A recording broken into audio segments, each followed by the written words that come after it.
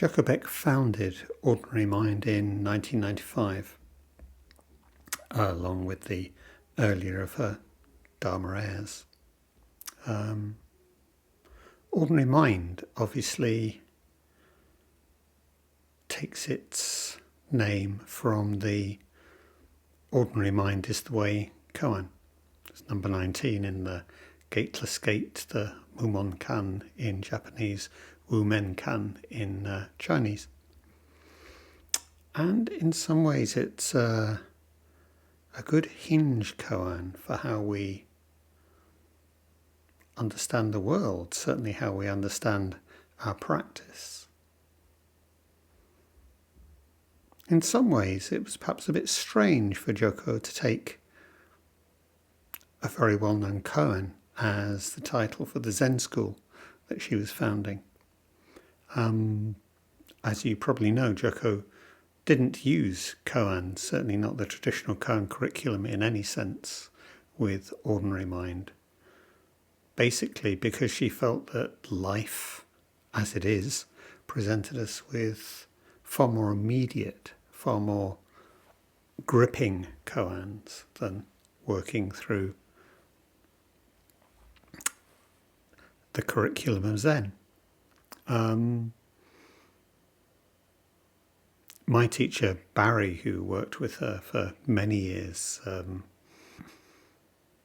spoke in one of his fairly recent Dharma talks about having a dream about Joko, and this is 20, 25 years later, having a dream about her and saying, Joko, I think it might be really good to reintroduce koans, not in the way that they have been done, but, in a slightly different way. And he says, and in this dream, Joko just looked at him, gave him a hard stare, and no. So, koans, life koans. I mean, again, as with so much in Zen, it's almost a false dichotomy because, okay, you can go onto Amazon and find the book with the answers to the koans of the Gateless Gate. Much good may it do you. But I feel that with all the koans, really the answers are our lives, the answers are our practice, whatever specific insight we think we've gained that relates to the content of the koan. And our truest answers to any koans emerge over years. Sometimes feel koans are a little bit like picking up a tick when you're out for a walk. It's kind of this itchy sore bit that you don't quite know what's going on. And maybe you scratch it and it gets red and inflamed. And then if you don't do anything about it, if you're a sheep, I don't know whether it does if you're a human, but if you're a sheep, certainly it travels to your brain and starts messing with your mind and your behaviour. And that really, a good koan is pretty much like that. It does things to you. It grabs hold of you. It doesn't let go. It changes your life. Which brings us back kind of full circle, because Ordinary Mind is the way, this koan of our school, a koan of our life. But what on earth is it about? Let's just read. Zhao asked Nanquan, "What is the way?" Nanquan said, "Ordinary Mind is the way." Zhao asked, "Should I turn myself towards it or not?" Nanquan said, "If you try to turn yourself towards it, you turn away from it." Zhao asked, "How can I know the way if I don't turn towards it?" Nanquan said, "The way is not about knowing or not knowing. Knowing is delusion. Not knowing is blank. If you actually reach the way, you'll find it as vast and boundless as space. How can you talk about this in terms of right and wrong?" With these words, Xiaozhu had a sudden realization. So the editors, Wu Men's comment. Nanquan could melt Xiaozhu's frozen doubts at once when Xiaozhu asked his questions. I doubt, though, if Xiaozhu reached the point that Nanquan did. He needed 30 more years of study. Wu Men's verse. Spring comes with its flowers, autumn with the moon, summer with breezes, winter with snow.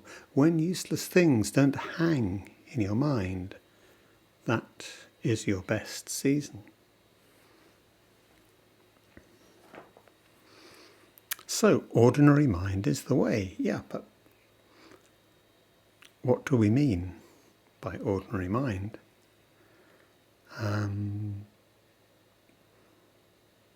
In the Chinese and Japanese, it's 3 characters. 2 for ordinary, and then 1 for mind. And that in itself is interesting, because the first of these characters can mean even, level, ordinary, unremarkable in that sense. And the second one means lasting, always, eternal. And you can see here that there's an immediate invitation to go for the transcendental interpretation of this. Of course, it's the even, level mind that's always there, underneath and behind what I experience. I must search for it. And immediately the koans got us, and we're hooked. But unfortunately, we're hooked in the wrong direction. Because in actual fact, the meaning here, and I looked it up actually, and it's interesting, it's even the meaning as given in my huge Chinese Sanskrit dictionary, is not that. It is ordinary in the sense of usual, common. Eternal not in the sense of being elsewhere, or otherwise, or out of time, just in the sense of being always there. It's always with us. Okay, so if it really is meaning ordinary, it's always around, it's always here, it's just what's in front of us. What about the mind bit? Well, again, this is Shin as a translation of Chitta, which, although it does have specific technical meanings sometimes, we're talking several 2,500 years of Buddhist tradition through many different schools. The kind of broad meaning of Chitta, in the sense in which it's usually taken, is the whole of mind, everything to do with mind. And in fact, this is why we use the Chinese-Japanese character Shin to translate it, because it's heart-mind. Shin is both the physical organ of the heart, and in traditional Chinese thought and Japanese, this is the seat of consciousness. But it doesn't mean consciousness as an abstraction. It refers both to the physical organ, our embodiment, and to all aspects of thought. So if we think through to the skandhas, and as it says in our version of the Heart Sutra, but any other will tell you the same thing, sensing, perceiving, forming, thinking, all these activities, emotion, thought, none of these are excluded. All of these are included in the sense of Chitta, in the sense of Shin, this heart mind. It's embodied mind, but also the thinking mind. So we have the ordinary, always around, whole of mind. It's the opposite of some kind of rarefied abstraction of mind, or eternal consciousness or something. And so these 3 characters together make up ordinary mind. So actually, another way of saying it, just this. But literally meaning just this, not some mysterious reality behind this. Is the way. Of course, in one direction, that takes us off towards Taoism. We won't go there. We'll stick with the two quite ordinary uses of way in this sense, one of which is the way, a path, a journey, and the other is a way of doing. It's quite nice the way that works in English. We have a way of doing things, but that's actually not so different from the Japanese. The Zendo is the way of Zen. Flower arranging, Aikido, calligraphy, they're all dos, they're all ways of doing things. An activity, a way of being in the world, a way of carrying this out. So the way of Zen, in this sense, is ordinary mind. Nothing, but we say nothing special. Do we understand nothing special is actually nothing special? Can we cope with that as an idea? It's hard. We always want special, we always want... So this mind, this body mind, and as Barry says in various contexts, this is the good news and this is the bad news. This is the mind you have. How wonderful. But it's not new, it's not improved, it's not other. And if we borrow the kind of double negative which the Heart Sutra loves, it's not this.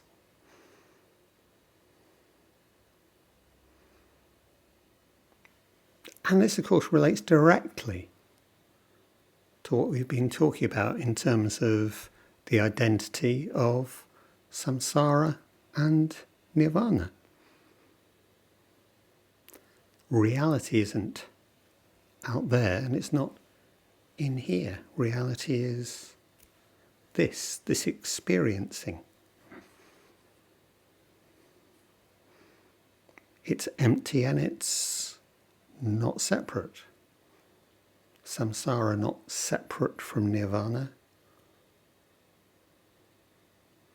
My seeing not separate from my hearing, not separate from my forming of concepts, not separate from my thinking. This. Just this, as we might go into.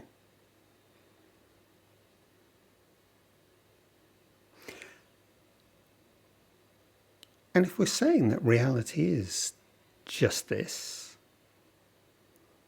well, let's think. There's a lot of traditional Buddhism will talk about pleasant and unpleasant experiences, pleasant and unpleasant sensations, pleasant and unpleasant mental states. And we can say the same about joy and pain. Joyous states, painful states, suffering, dukkha. What do we do with these? As soon as we say they're empty, and I know we've been here before, and we'll come here again. As soon as we say they're empty, the temptation is to say, that doesn't matter. It's empty. It's an illusion. I should rise above these things. Joy, suffering, pleasant, unpleasant, they're all the same, except they're not. If joy isn't joyous and if pain isn't painful, then they are not joy and pain. All that we're doing is retreating, numbing out. So if we're not going to retreat from them, we're not going to try and float above them, what are we going to do? We're going to realise they're empty. We're going to realise they're just this. The joy is just joy. The pain is just pain. And of course what we tend to do is we'll immediately rush off to thinking, interpretation and judging. And that's adding complication. It's not being just anymore. But actually, and this is again the good news and the bad news, our thoughts are empty. Our judgments, too, are empty. It's okay to say, this hurts. It's okay to say, I like this. And it's okay to say, this is good and this is bad. Because in this specific sense, it is. The problem comes when we start to take these things as if they were not real in the sense of this experience, this here, now, our relationship, but real in the sense of being absolute, of being permanent, of being separate. When we move from saying, I've got a really strange feeling in my gut because I've just realised I really shouldn't have done that. Okay? And then we jump to, I'm such a bad person, or any other kind of abstraction, or the opposite way around. You really upset me because you're always doing. And you get the idea. As soon as we stop things being at the level at which they are, just themselves, and that's the same, whether it's a feeling, whether it's a sensation, whether it's a thought, whether it's a judgment, because these things are all empty and they're all part of this ordinary mind, this just as it is. So as soon as I start saying always, only, or I say not this is good, meaning this is good in this particular context, this is good, but in this is good in itself, this is absolute. Because the only absolute is just this. And this mind is always with us. This body-mind is us. This body-mind is always with us. But it's also always changing. Every moment. My thoughts are impermanent. My judgments are impermanent. Just as the itch in my nose is impermanent. Just as the pain in my knee is impermanent. Empty. Impermanent. So can we hold all these things for the reality that they are and not try and, as we say, reify, make absolute, pretend that these things are so and have some different kind of reality? All this is our ordinary mind. And there's a reason, really good reason. Why? Koans says, if you try to turn yourself towards it, you turn away from it. And again, in the mystical interpretation of this is, oh yes, it's beyond concepts, it's beyond thinking. I turn towards it and it's gone, it's moved away. So it's like some kind of, I don't know, shy little woodland creature, this ordinary mind, which I can't actually ever pin down.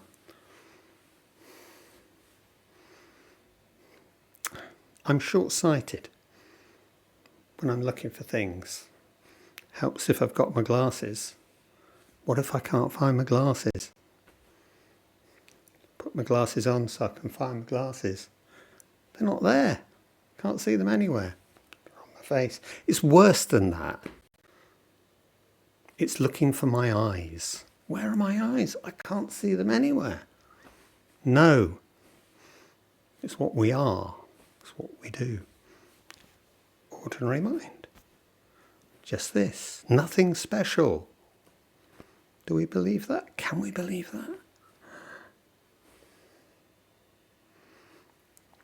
If we're prepared to let our sensations, our thoughts, our judgments be just what they are, then they can teach us so much. And in actual fact, then we can, what Dogen's always ask us to do, investigate this thoroughly.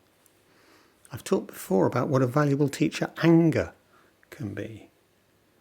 If I don't suppress it, if I don't throw it to you to hold for me,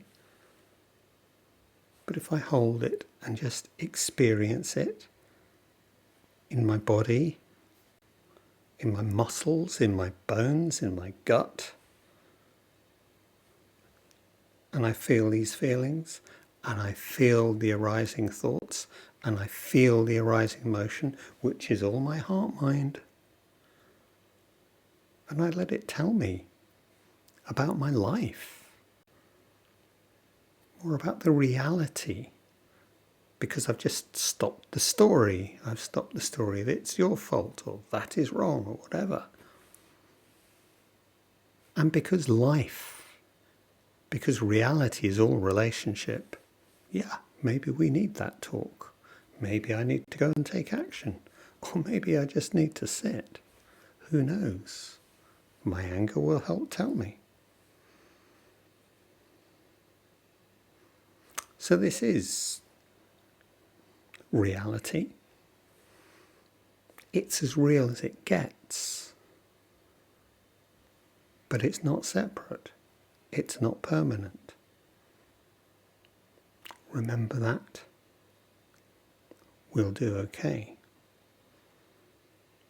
And back to Barry's little idea about it's not a problem to have problems.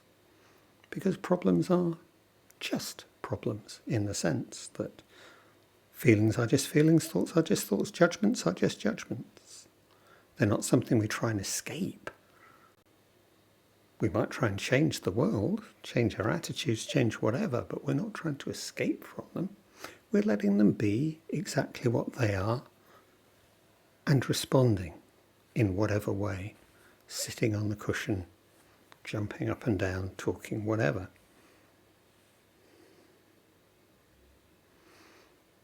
The alternative to this is, and koans are tricksy, and they always invite us to go down the blind alley, jump down the rabbit hole.